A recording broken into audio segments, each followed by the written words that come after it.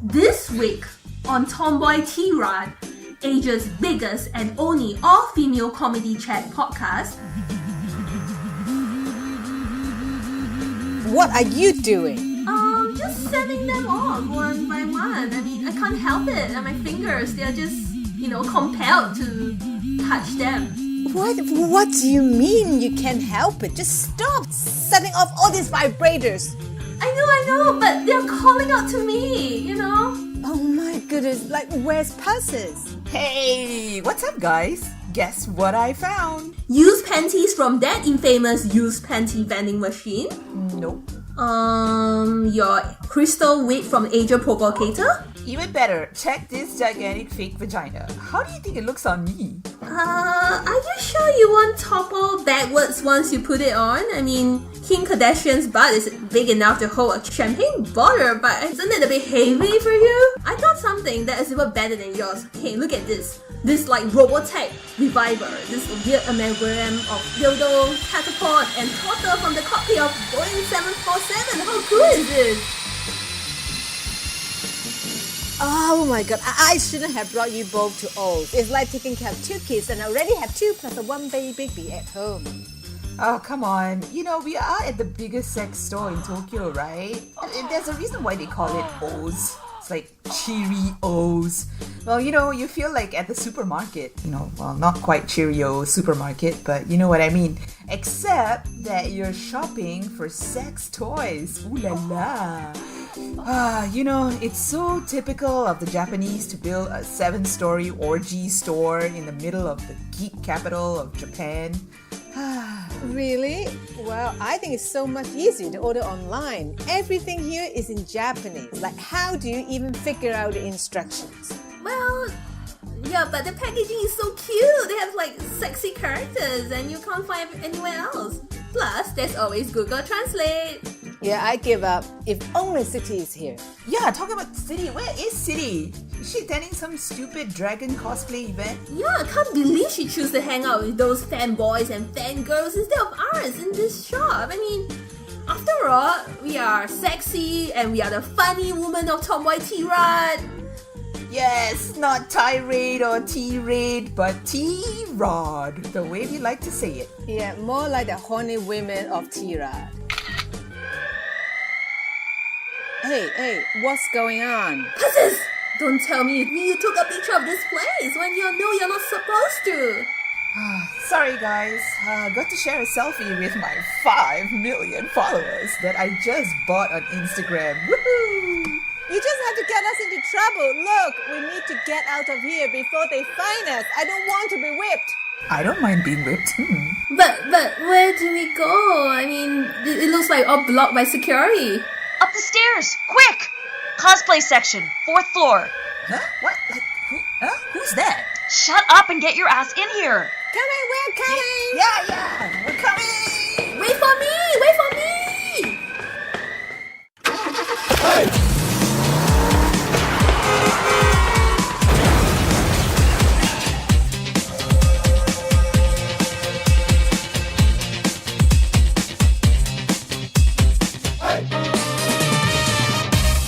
It's epic and more galactic than a supermassive black hole. Introducing Asia's biggest and only all-female English comedy chat podcast. Welcome to Tomboy T-Rod.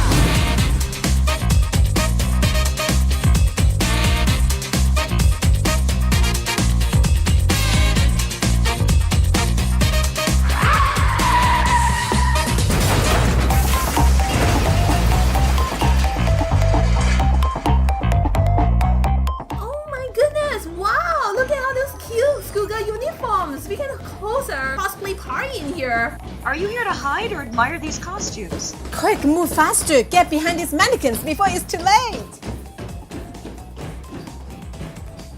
Phew, we're safe. Thank you, Monica. It's my pleasure, tomboys. Today we have Monica Humbert on our show. Hi, Monica. All the way from Canada, she's a voiceover artist, actress, storyteller, stand-up comedian, social media evangelist, and event organizer, all in one spicy pot of goulash. Wow.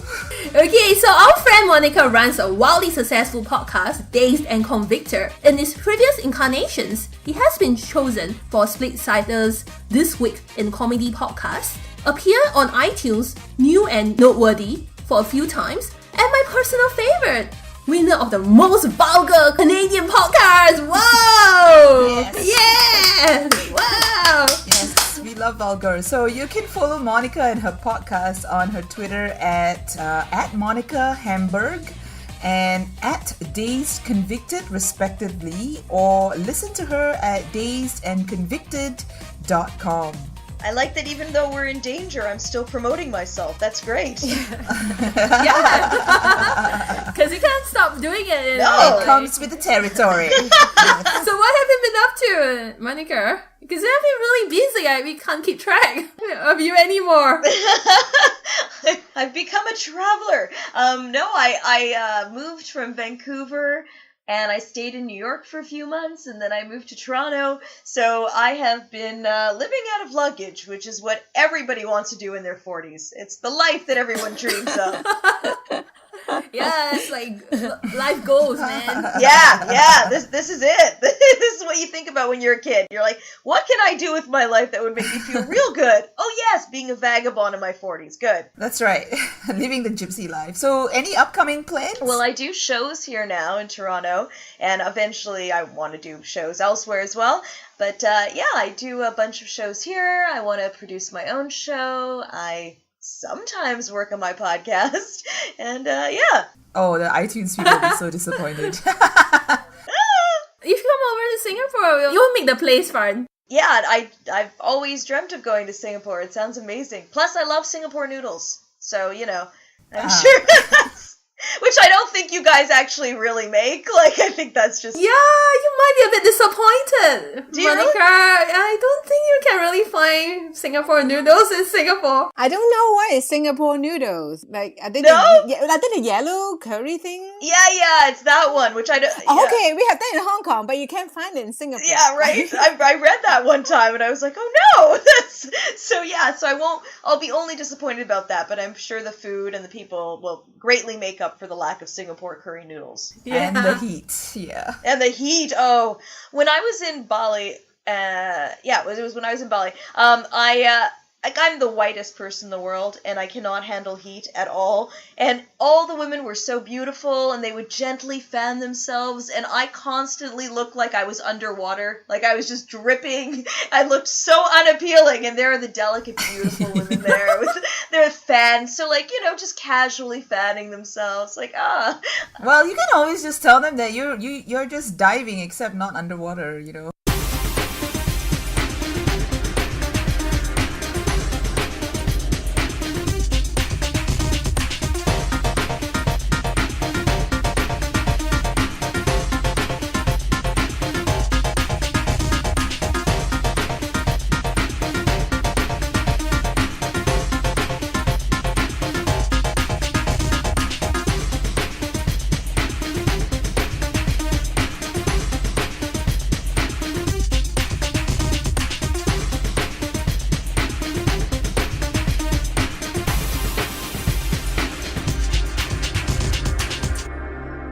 watch out, don't topple my friends over. Friends? What friends? These are just like lifeless sex dolls. Somebody's cuckoo. Where are you, Monica? Where are you? Right in front of you. But I only see a row of mannequins in different sexy cosplay costumes. Wait, did that mannequin in that black bondage costume just wink at us? Oh my god, What is that? You are all mannequinists. Don't you know mannequin lives matter? We are so sorry. We are just not used to seeing mannequins that can talk. Great outfit you are wearing, by the way. Oh yeah, so sexy. Love that big ass whip that you're holding on to. Yeah, speaking of which, let's move on to the news topic of the day, people. It's a heyday for the newspaper editors everywhere when a meerkat expert is cleared of assaulting monkey handler with a wine glass at London Zoo Christmas party catfight over the man who looks after the llamas. What kind of headline is that? Is that even English? Cheers to their Daily Mail. It's like the headline of the year. I mean, such hate passion though. Yeah. And when you think about catfights over a man, do you ever think about a man who looks after llamas? Yeah, I took a look at the picture of that guy. That was the first thing I did when I read the article. Actually, Okay, what does he look like? Does he look like a llama? No, he's the exact opposite of a llama. He's not hairy. He's quite tall. He's very thin. but I tell you what, I'd rather have a cat fight over the llama because I think the llama is cuter than the guy. I know. I can't imagine that wouldn't be the case. Yeah, that's a cute llama. Yeah, like the lady got a cut on the face or something. That was brutal. I didn't know Christmas parties at the zoo is still happening. Like, where have I been all my life? Why am I, like, in Amsterdam? What's the point? I should just come to a zoo Christmas party. No, like the ladies who work in the zoo, you almost feel that they are so nice and friendly, like they're nice to kids and stuff. Like they're just fighting in the background. Now I'm scared of them. Like I didn't know they can be so brutal. I think I know what causes that. I think because they work so much in the llama sanctuary, so they got a little bit of llama fever. Okay, moving from llamas, let's talk about a person that might just look like a llama. What do you think? Oh, no. Are you talking about Donald Trump? Does he resemble a llama? Don't insult the llamas. The llama's cute. What are you talking about? America might be on the verge of its second lost generation. During and following the string of primary elections on Super Tuesday, Google saw huge spikes in searches for how to move to Canada. Google's data editor tweeted the search term spiked 350% Tuesday night. Another Twitter user claimed it might have actually gone over 1,000%, and Google's data editor acknowledged the figures were changing over time. Massachusetts residents searched the phrase the most, followed by Washington, New York, and Texas. Okay, so anyway, Donald Trump talking about llamas in person. As you all know, or you may not know, he is currently now the Republican frontrunner for the presidential nomination. Ugh. And there's an increasing possibility that he may just become the next president of the USA or the next llama of USA, depending on how you look at it. And I heard a lot of Americans aren't too happy about it, actually. Well, you think? In a recent poll by Vox, 28% of the voters might consider leaving the US if Donald Trump becomes president. So, Monica, what do you think will happen to Canada if that happens? Like, how will Canada accept these US refugees? Americans attack Canada. Yeah, how are we gonna cope? I don't know. We could use them. We could use some of the Americans. We're a little passive aggressive in Canada. It would be nice to have some Americans to kind of teach us to be more assertive. But I don't know. I really don't quite know. Are you sure that's called assertiveness, or is it just doing things without thinking? Sometimes, but sometimes it's like, they actually have some confidence. Whether it's based on anything or not, we don't know. But Canadians are so terribly self-effacing and like, sorry. Sometimes you're like, yeah, come on, let's you guys, it'd be nice to have some of the Americans over here. Yeah, so you guys actually do like the Americans, or what is your your hidden feelings towards the Americans or Canadians generally? Well, I like Americans. Yeah, you do? Okay. But I like Americans because I used to live in the States for a bit, and so I love New Yorkers, but that's not obviously all Americans. Right. Canada's sort of mixed. Some people are like, yeah, we like Americans. Canada's always been in the shadow of the States, and so when shitty things happen to the U.S., and they realize that we have some things that are going on that are better. Well, right now, our prime minister, which is like the president, is like this debonair, young. He was hugging pandas early on. I know, it was just too charming. Yeah, he's hugging pandas, and unlike our previous prime minister, he doesn't look like he wants to eat them. So people are very excited. Yeah, he's like the Pope without the costume. Yeah, exactly. So now suddenly we're looking really good, which is exciting. Like suddenly we're like, oh yeah, you guys thought you had stuff going on, but we're looking better now, aren't we?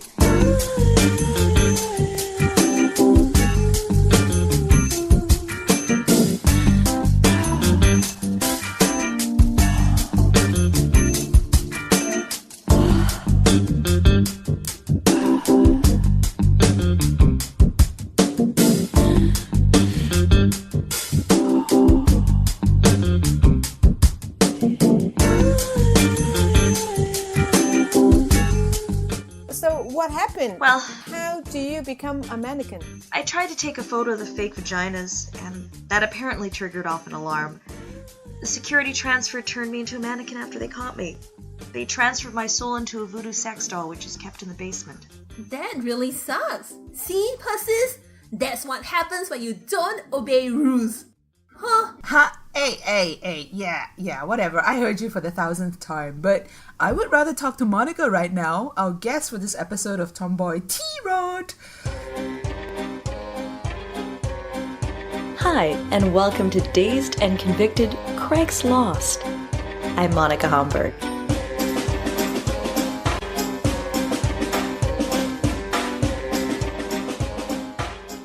Please, don't listen to my daughter podcast. It's terrible. I'm looking for a lady who is friendly, conversational, articulate, and open-minded enough to provide me regular reports on all the goings-on with her vagina. No meat required. What a fun call that would be Sunday morning. I'll meet you a little bit later for brekkie. I gotta talk to this guy about my vaginal secretions. So he wants regular reports. He writes, think of it like a diary of your vagina's activity. Your vagina's writing a diary. Dear diary, today I am wet unnecessarily, but also a little frustrated. If only someone could fill me up. Lol. I think my vagina is like a 12 or 13-year-old girl writing in her diary, because she's super pouty, generally frustrated, very moody. Oh, yeah. So my first question is, and I'm going to put you on the spot, is what's the difference, do you think, between a Japanese sex store and a sex store in the West? Well, see, I don't know. That's why I was so excited about exploring this. And, unfortunately now I'm a voodoo sex doll, so it's all backfired. I had always heard that it was, more exciting and a lot more floors. And sex shops in North America are super small, generally.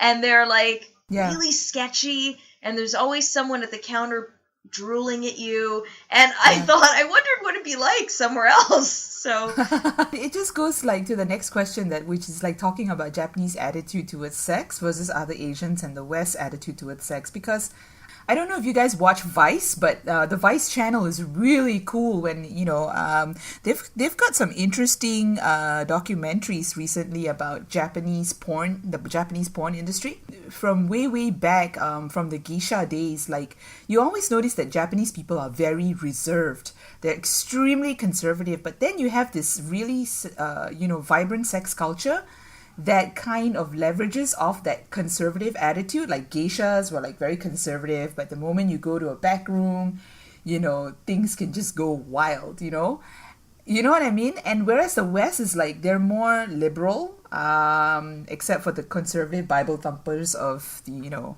Bible Belt in America, but most of them are pretty liberal, and it's all out there, and there's no I don't think there's any mystery about the whole thing. And I think that's kind of why people always feel very curious about how Japanese people practice sex, because it's always been a mystery. I was reading something earlier on about the Japanese porn. So apparently they have they always have schoolgirls in uniforms and stuff. And people are thinking how can that is basically child porn? How can that be possible? I think they have been interviewed with some people, and they're saying in the Japanese society they are thinking if people have that kind of wishes, it might not be a bad thing to have comics or comic books that cater to that need. It has not shown that if they are not reading books of that type, whether it's actually better because they're keeping it inside or letting them have that. What is actually better, no one knows. And for Japan, they feel it's okay if you have that kind of needs, then as long as you don't do it, it's okay to have comic books that illustrate younger people. Then for them it's okay. So I thought that is a very interesting attitude. Yeah. Well, I actually went to the infamous sex store in Akihabara, the M's Pop Life. Oh yeah. The 7-story. Whoa, and it was quite an interesting experience. Compared to the other sex stores I've been. It's a $2 store, right? Where they just throw everything. The Japanese people are so organized, even regarding sex toys. That's just amazing. Yeah. I think we should all go there together. Yeah, road trip. So, okay, anyway, coming back to Monica. So, how did you start Dazed and Convicted? That was way back when. I've been wasting my life for at least 4 years in this way. But I had a podcast partner, and he was he was just a friend of mine, and he said that we should just start a podcast. So we started that, and then it eventually became Dazed and Convicted. Sort of when I did the second version of it. Then I had another friend of mine that I co-hosted with, and now it's the third version because now I'm doing it on my own. So it's been quite the progression, but it's been a lot of fun. But where do you find all these cool ads? It's so crazy because I was listening to your recent episode. I think it was episode 1, 2, 3, and you are talking about a casting call for dwarves. What? Yeah. Kind of sounds like that show Life is Short by Ricky Gervais and Warwick Davis. Oh yeah. I haven't seen it yet, but I will. First of all, I sadly find a lot inadvertently because I look for casting things because I'm a performer. And then there's always horrible, disturbing, weird stuff in there, so I don't even have to try very hard because I'm just trying, I'm sadly looking for work. I feel like that's the same thing when I look for porn. I'm looking for porn for the reason that everyone looks for porn, it's not to laugh. But unfortunately, I always find something to laugh at. I'm this is ruining it for me. So Craigslist is the same way. Sometimes I look for weird things, but a lot of times they find me, unfortunately.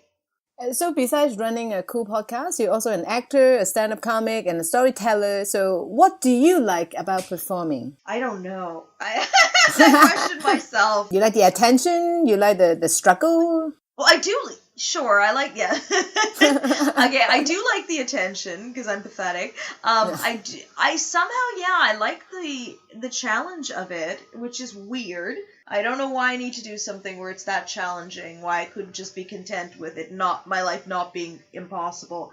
I do like making people laugh. Somehow when I'm performing live, especially, I guess it feels somewhat right, in a way that living in general does not, I guess. I don't know why. I like creating my own material. It does feel really good when people get my sense of humor, probably because a lot of people don't. So when people are actually like, "Oh, I found you funny," I'm like, "Oh, thank goodness, it's not just me." Live in my own little vacuum of thinking I'm funny. It's nice when other people, because sometimes I do performance and there's people that just stare at me like I have no idea what this creature is, and so it's exciting when people actually do respond to my sense of humor.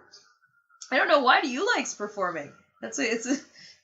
I'm curious about you too. I think I like the attention. Always Okay. like the attention. Yeah. And I like the writing. I think it's Good. difficult. I like that you have to do a set and then maybe something didn't work and you have to tweak it word by word, Yeah. and that is challenging. And then also testing how you say it, the way you present it, every single thing. How long do you pause? All these small things, and they all matter. And I find it very intriguing. is. I enjoy the process. Cool. Yeah, and everything also so critically depends on the audience in a way that it almost doesn't for any other medium other than stand-up. Because, your audience is important when you're an actor, but it's not the same kind of... It's not as important. Mostly people focus on... Yeah, it gives you the energy. Yeah. It also takes energy from you. It's completely dependent on them. completely dependent. And you had the best set, and you were very upset for a long time afterward. Yeah. Oh, yeah. Surprised at Super how badly that depressed. can affect Well, you. yeah, and your identity gets so attached to it, which is really creepy, right? Because you're like, oh, am I a good Yeah. performer? Well, tonight went well, so I am. And then tomorrow will be like, now I'm shit again, So it's really bizarre. Oh, yeah. One last question. I was listening to your podcast. There's this segment you always had where there's this supposing an old woman going oh, don't listen to my daughter's podcast. So what do your mom actually think of your podcast? Well, that's my mom. That's actually my mom's voice. Really? Yep. Not a joke. That is actually my mom. And she I don't know. It's such a weird thing. So in one way she likes my podcast, although she will say, we don't completely understand it. It's very strange. But then, in a way she likes it.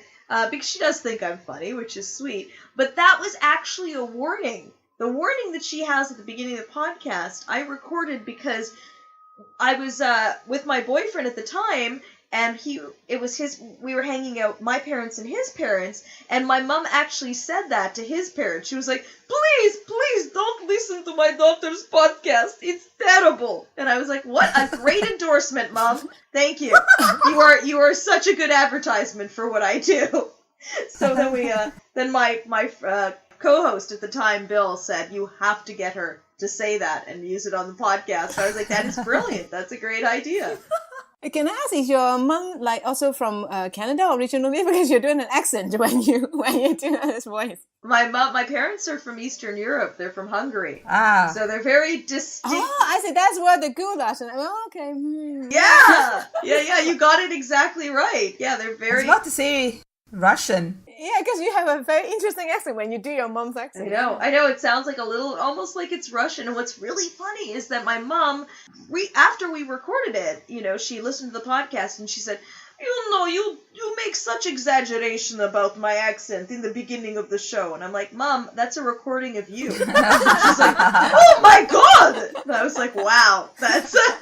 I do her accent, I think, pretty accurately, but she's actually doing her own accent there, so...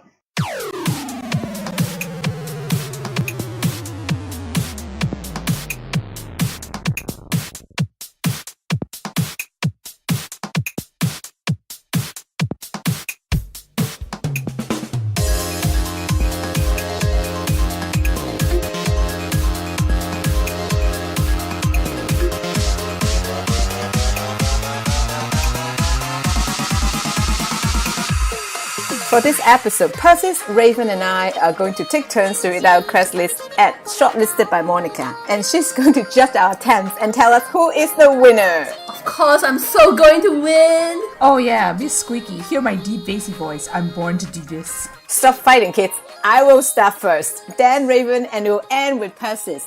So this ad starts legit as a private investigator offering their service to track down cheating spouses, but we soon realize the ad is not what it seems. Okay, I'm gonna read the ad now. Suspicious of wife or girlfriend cheating. Let me cure your suspicion and headache. $100 an hour looks expensive, but going insane or wasting your life. Wasting, W-A-I-S-T-I-N-G. Wasting your life away is priceless. And I've busted 10 spouses out of 18. If you're thinking it most likely something is up, my first time doing this was for my father. And sad to say, she was an Albertson. She was at the hotel, willing to do trades. That's it. That was beautiful. You read it beautifully and with the relevant level of confusion. Yes, thank you. I'm curious though, what trades is that? Like, what kind of trades can they do? Don't they take money? Yeah, that's what you'd think. What kind of private investigator takes trades? Like, that's the craziest thing. And like $100 an hour, it's like, or a pair of sneakers. Like, what? Why? About you, sneakers. I don't know. It sounds really weird. And all the, like, a lot of words are spelled wrongly, I think. Like, lots of typos. And I like that he's only busted 10 spouses out of 18, and he thinks that's good. That's almost 50% he hasn't. Okay, so it's my turn now. My ad wants to look for the intern of the year. Sounds like my life. So hang on, here goes. Student intern, spokesmodel, graphic designer, estimator, talk show host, Vancouver, BC. Looking for a robust, very gifted student who can multitask things. We want someone who can sell a web project, handle graphic design, and act in front of a camera. Must have the ability to demonstrate that they are very fashion conscious and attentive to being able to handle task prioritization and achieve those tasks very effectively. Having a model level experience is key, preferably someone Rolodex of contacts already, someone who has enough web design knowledge that they can sell a client on a web design project. Sales are fundamental as well. Good customer service skills. We will also train. Pay is salary at $15 per hour plus commission. Pictures are a must. And resume. Start immediately. I like how it's only $15 an hour, but she's got like 17,000 different careers. I mean, if I can do all this, right, why do I want to look for a job? I think they're looking for a Boston Dynamics robot.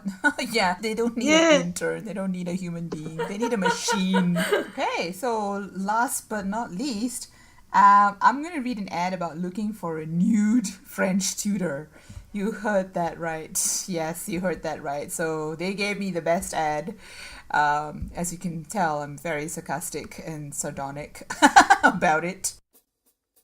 I need to bone up on my French for work, and I need a tutor. I know I learn better when my attention is held as if I'm in a vice. You do not have to have accreditation, simply be fluent enough to teach intermediate level French to a reasonably intelligent but easily distracted professional male. Also, you should be comfortable removing your clothing as you tutor, creating an incentive for me. I am a heterosexual male, and so I am looking for female tutor only. I have no idea what a French tutor would normally get paid. Never mind a naked French tutor, so you set the rate. Please reply with your French-related qualifications and a very accurate description or a photograph. Merci!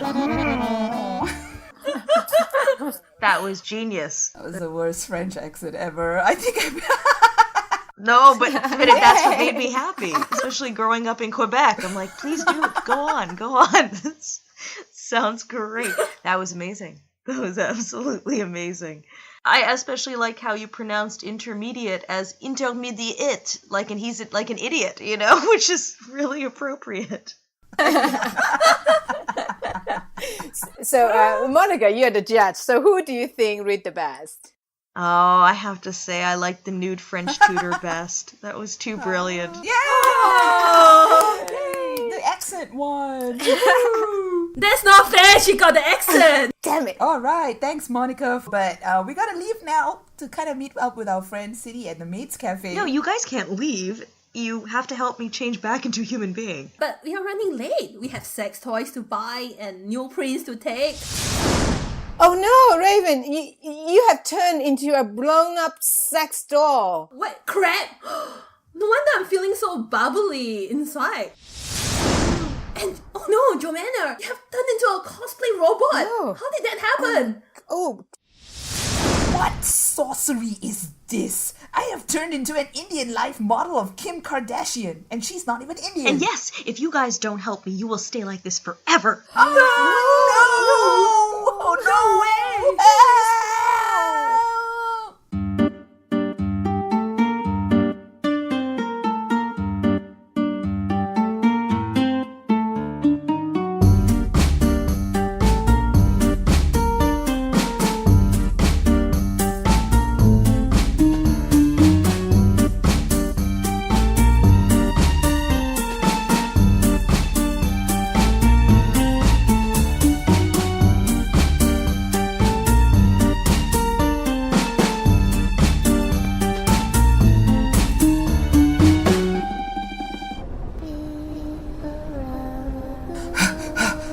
Oh man, you know what?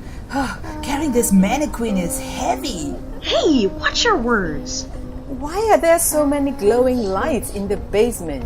Oh, they're just eyes from all those like discarded creepy voodoo dolls all piled up on top of each other. There must be like millions, like thousands and thousands of them in here. I don't like the look of this place.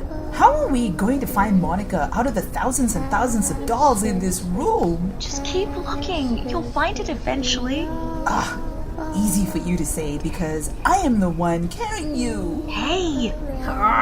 Maybe we can find it by next year. Hey, Persis, can you climb down faster or not? Your butt is in my face, okay? Your fake butt is in my face. Hey, yo, say that again and I will drop Monica on you. And pop you go, you inflatable bobhead. Oh, shut up, kids. Let me think. I am so doomed. The one who starts.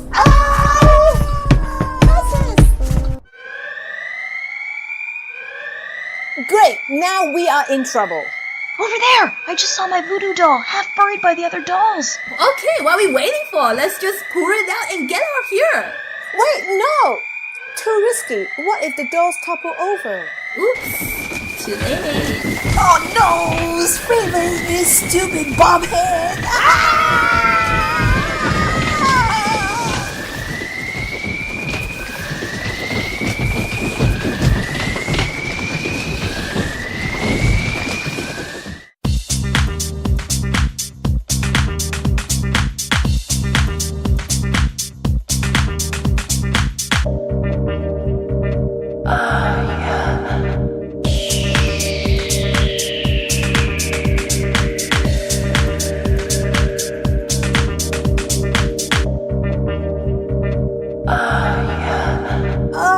My back hurts. That's it. I'm going to the Butler Cafe for some TLC and be addressed as Madame. Joanna, pull me up. I'm crushed by these stupid sex dolls. Ow. Sorry guys, you're on your own. I have enough of both of your nonsense for today. Hey, come on, Joanna, that's not fair.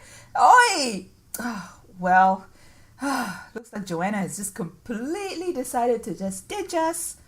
Oh well, never mind. Folks, well, that's the end of another ridiculous episode of Tomboy T-Rod with our new co-host, Joanna Seo.